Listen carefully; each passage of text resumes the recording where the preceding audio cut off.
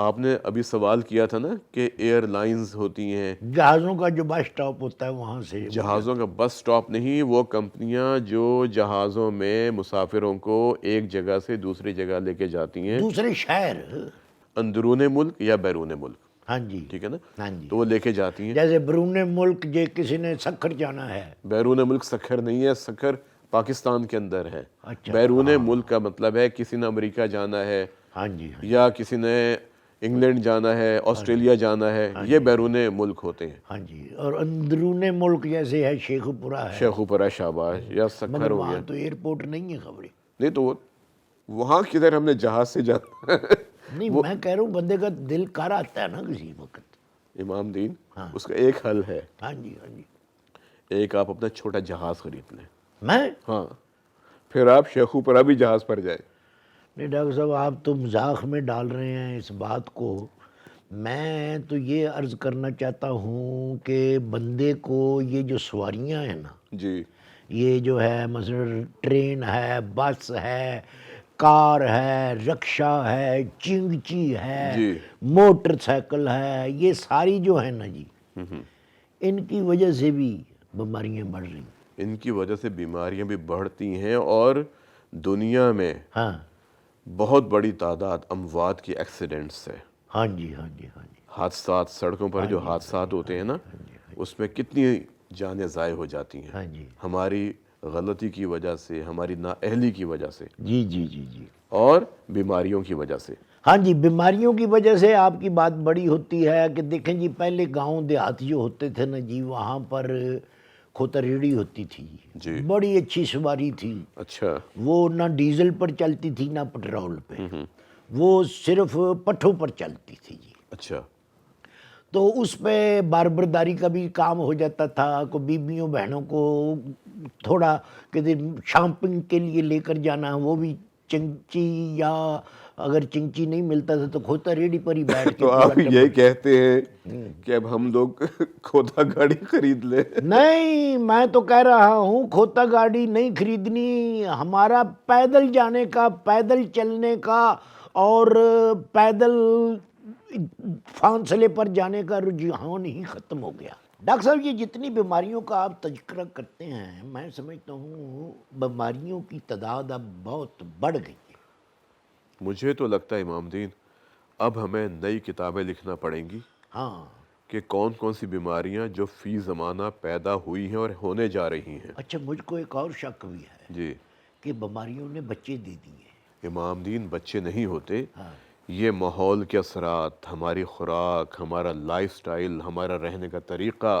آپ کا فرمان یہ ہے کہ بچے نہیں دیے ہوئے بچے نہیں دیے تو ہوئے. آنڈے دیے ہوں گے انہوں نے بیماریوں نے. امام دین، نہ آنڈے نہ بچے. ہاں جی، ہاں میں نے جی. آپ سے کہا نا، یہ ہماری خوراک جو ہم استعمال کرتے ہیں، پہلے زمانے میں اچھی خوراک استعمال کی جاتی تھی. پہلے زمانے میں آپ مجھے بتائیے، ہاں جی، ہاں جی. اتنی زیادہ کھاد استعمال کی جاتی تھی؟ نہیں جی. اتنا فصلوں پر اسپرے کیا جاتا تھا؟ نہیں جی. دودھ دینے والے جانوروں کو ٹیکا لگایا جاتا تھا؟ نہیں جی. دودھ میں گندا پانی ملایا جاتا تھا؟ نہیں جی. سبزیاں گندے پانی میں اگائی جاتی تھیں؟ مرغیاں ہاں جی. مصنوعی طریقے سے بنائی جاتی تھی؟ نہیں. پھر انڈے جو تھے، ہاں جی. وہ مرغی جس کو قدرتی طور پر 120 دن کے اندر پیدا ہونا ہوتا ہے، ہاں جی. اس کو آپ 30 دن میں کیسے بنا لیتے ہیں؟ ہاں جی. یہ وہ کبھی پھر آپ نے سوچا؟ نہیں، میں نے تو نہیں سوچا جی. ٹھیک ہے. ہاں جی. تو زمانہ اب وہ آئے گا جب ہمیں ان تمام چیزوں کی وجہ سے حساب دینا ہوگا بیماریوں کی شکل میں. اچھا ڈاکٹر صاحب، یہ بتائیں کہ یہ جو کشتہ ہوتا ہے، جی جو نیم حکیم یا مطلب جن کو پتہ نہیں ہوتا، عطائی لوگ ہوتے ہیں، وہ حکیم بھی نہیں ہوتے، وہ بس کچھ جادوگر سے ہوتے ہیں، وہ کشتہ بناتے ہیں. آپ کو پتہ ہے حکیم کسے کہتے ہیں؟ حکمت جس کے حکمت، پاس ہو. ہاں جی. یعنی تو جس وہ کے. حکمت سے عاری ہوتے ہیں، خالی ہوتے ہیں حکمت تو بہت بڑا نام ہے. ہاں جی، ہاں جی، ہاں حکیم تو جی. بہت بڑا نام ہے امام دین. میرا ایک دوست ہے جی، ایف ڈی سلوانا، اچھا. وہ کشتے بناتا ہے جی. اور آپ اس سے کشتے لے کے کھاتے ہیں؟ میں نہیں کھاتا. جی. اس نے تو جب بھی کوئی نواں کشتہ بناتا ہے نا، مجھے بڑا کہتا ہے اچھا. کہ بھائی پھر ٹرائی ہو جائے. پھر پھر میں کہتا ہوں نا، میں ٹرائی نہیں کرتا. شاباش، ویری گڈ. مگر اس ظالم نے کیا طریقہ کار اپنایا ہوا ہے. اس کا ایک شاگرد ہے جی جو وہ کھرل کرتا رہتا ہے دوائیوں کو اور دھاتوں کو. وہ جب کوئی کشتہ بناتا ہے نا جی وہ اس پر ٹرائی کرتا ہے اوہ اور وہ مسکین یوں کر کے ہو گیا. اوہ اس پہ ٹرائی کر کر کے اس نے اس کی مت مار دی ہے. بہت بری بات ہے. میں نے اس کو پوچھا کہ یہ تو نے اس کی کیا حالت کر دی ہے. کہوں گا اس کی یہ حالت میں نے نہیں کی, اس کو اصل میں کشتہ لڑ گیا ہے.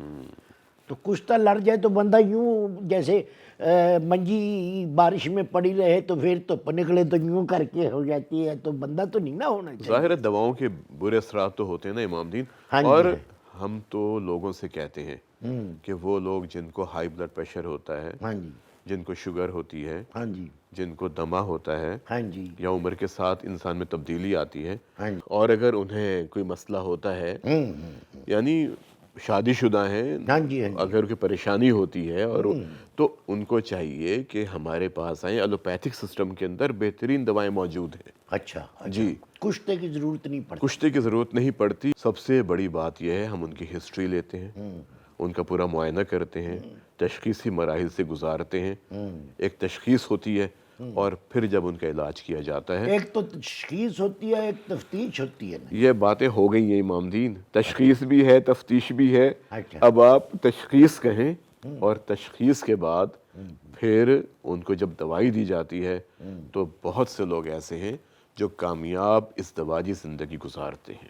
وہ الگ بات ہے کہ کچھ لوگ اگر اس دوائی کو زیادہ استعمال کر لیں وہ پھر ان کو نقصان ہو سکتا ہے. انسان میں لالچ تو ہوتا ہے نا, وہ سمجھتا کہ یہ اگر مجھے اس دوائی کے کھانے سے 100 میں سے 10 پیسے فرق پڑا ہے تو میں زیادہ کھا کے 90 پیسے کر لوں, تو وہ پھر 90 پیسے نے تو پھر بگاڑ دینا ہے. مجھے یاد آ رہا ہے ایک کیس.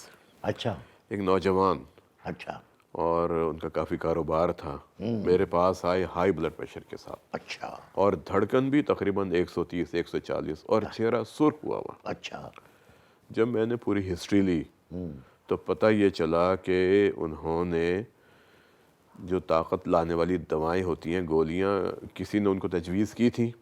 اب 35 سال کی عمر, اس میں تو انسان ویسے ہی جوان توانا ہوتا ہے.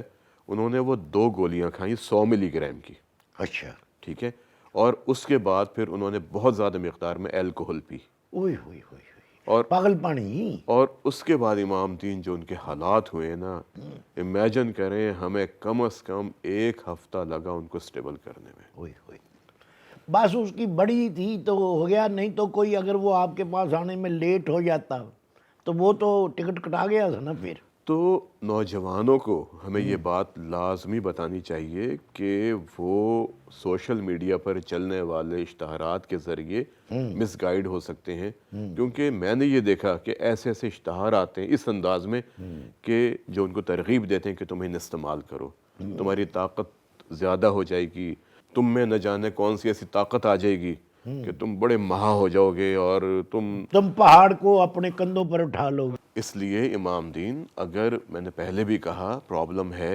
ایلوپیتھک سسٹم میں, بہت اچھی دوائیں ہیں, لیکن یہاں پر میں حکومت سے بھی درخواست کروں گا اچھا کہ وہ پاکستان میں ان دواؤں کو تیار کرنے کی اجازت دے. اچھا جب امریکہ میں, یورپ میں, آسٹریلیا میں, افریقہ میں, ایون ہمارے ہمسائے ممالک میں یہ دوائی تیار ہو رہی ہے, تو پاکستان میں کیا قباحت ہے کہ اس دوائی کو تیار کرنے کی اجازت نہیں دی جاتی.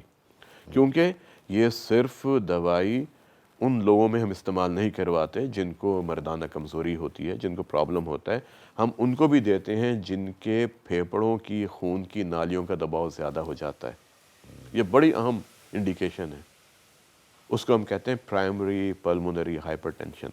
بعض بچے ایسے ہوتے ہیں جو پیدا ہوتے ہیں نا, ان کے پھیپھڑوں کی نالیوں میں قدرتی طور پر دباؤ بہت زیادہ ہوتا ہے. اچھا پھر ان کو ہم یہ دوائیں دیتے ہیں جو ان کے پھیپھڑوں کی نالیوں کا دباؤ کم کرتی ہیں. پریلیمنیو جو وغیرہ جی بتایا آپ نے, کیا جو آپ بتا رہے تھے, نہیں آپ نے کیا کہا؟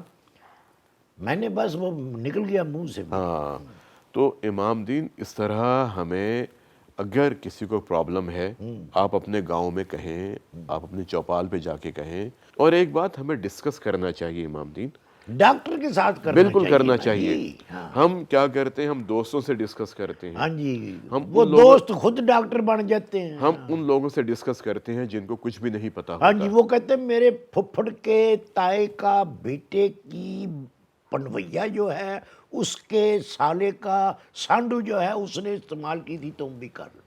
اور کتنی غلط بات ہے۔ اس لیے میں تو یہ کہوں گا ہاں جی، کہ وہ تمام لوگ، وہ تمام شادی شدہ لوگ جن کو کوئی پرابلم ہے، وہ ڈاکٹر سے مشورہ کریں۔ مشورہ کریں اور ان کی ہدایت پر عمل کریں، اور جو دوا تجویز کی جاتی ہے جتنی مقدار میں اتنی ہی کھائیں، اتنی ہی کھائیں اور اپنے تک ہی رکھیں۔ بالکل مشورہ نہ دیں کسی کو۔